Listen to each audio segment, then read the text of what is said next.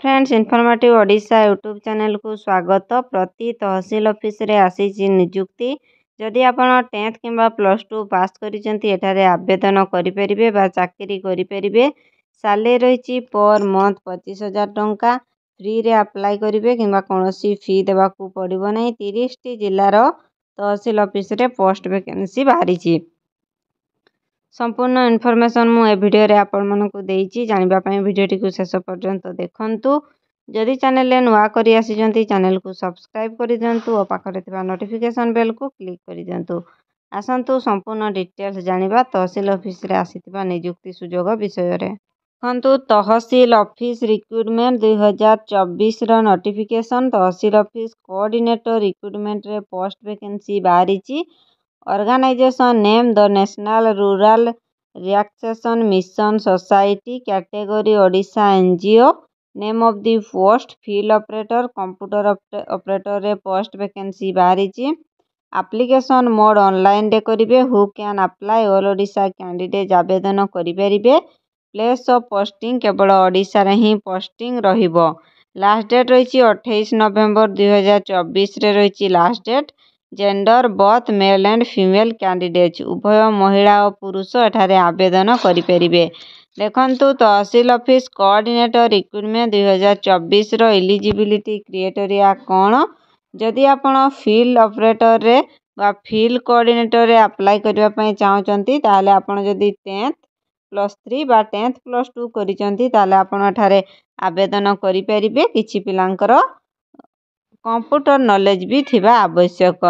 जदि आपण कंप्यूटर रे आवेदन करबा पई चाहउचंती ताले कैंडिडेट हैव 10th +3 बा 10th +2 जदि पढ़िथिबे ताले आपण एठारे आवेदन करिपरिबे। ता सहित रही कंप्यूटर रे आपण कंप्यूटर करिथिले आपण एठारे आवेदन करिपरिबे। नॉलेज इन कंप्यूटर थिबो। पोस्ट नेम देखंतु दुईटी पोस्ट वैकेंसी बाहरी। फील्ड ऑपरेटर आउ कंप्यूटर ऑपरेटर रे पोस्ट वैकेंसी बाहरी। टोटल पोस्ट 707 टी वैकेंसी पोस्ट बाहरी। एज लिमिट देखंतु मिनिमम एज देइची 18 वर्ष मैक्सिमम एज देइची 43 वर्ष। 18 वर्ष रु अधिक 43 वर्ष रु कम हेतिले आपण एठारे आवेदन करिपरिबे। गवर्नमेंट रूल अनुसार किछि पिलांकर एज रिलैक्सेशन मध्ये रही। ओबीसी पई 3 वर्षर। एसटी एससी पीडब्ल्यूडी पई 5 वर्षर। एक्स सर्विसेस मैन पई 5 वर्षर। पीडब्ल्यूडी प्लस एसटी एससी पई 15 वर्षर एज रिलैक्सेशन रही। देखंतु आपणकर सैलरी केते रही। देखंतु सैलरी रही कंप्यूटर ऑपरेटर पई रही सैलरी 21,250 टंका पर मंथ रही। फील्ड ऑपरेटर पई मध्ये सैलरी रही 21,250 टंका पर मंथ सैलरी रही। सिलेक्शन प्रोसेस देखंतु आपणकर रिटन एग्जाम होबो। रिटन एग्जाम होबो आउ डॉक्यूमेंट वेरिफिकेशन होबो। मेड ऑफ एग्जाम आपणकर ऑनलाइन रे किंबा ऑफलाइन रे एग्जाम होबो। डॉक्यूमेंट वेरिफिकेशन हेले आपण एठारे चाकरी करि परिबे। एप्लीकेशन फी देखंतु जनरल पई अछि 350 टंका। ओबीसी पई अछि 350 टंका। बीपीएल कैंडिडेट पई अछि 250 टंका। पीएचडी पई अछि 250 टंका। एसटी एससी पई नो फी। एसटी एससी पई कोनोसी फी नाही। ताले इंपोर्टेंट डॉक्यूमेंट्स देखंतु कोन कोन रहिछि। Qualification certificate.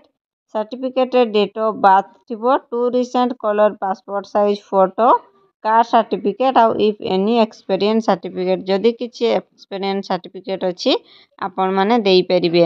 देखंतु tehsil office recruitment coordinator recruitment रे माने apply start date already start हेई जाईची। 11 नवंबर रु स्टार्ट हेईची। लास्ट डेट रही 28 नवंबर 2024 रे रही लास्ट डेट।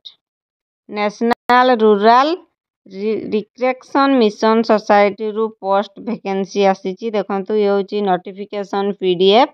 संपूर्ण डिटेल्स दे देइची। डिस्ट्रिक्ट प्रोजेक्ट ऑफिसर पूरा संपूर्ण डिटेल्स देइची। सैलरी केते अछि कोन समस्त डिटेल्स दे देइची।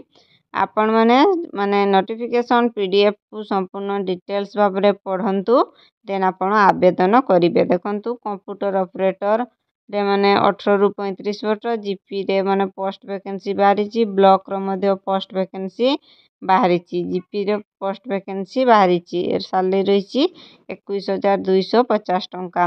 ଯଦି ଆପଣ ଆବେଦନ କରିବା ପାଇଁ ଚାହୁଁଛନ୍ତି ତାହେଲେ ଆପଣ ଆବେଦନ କରିନିଅନ୍ତୁ।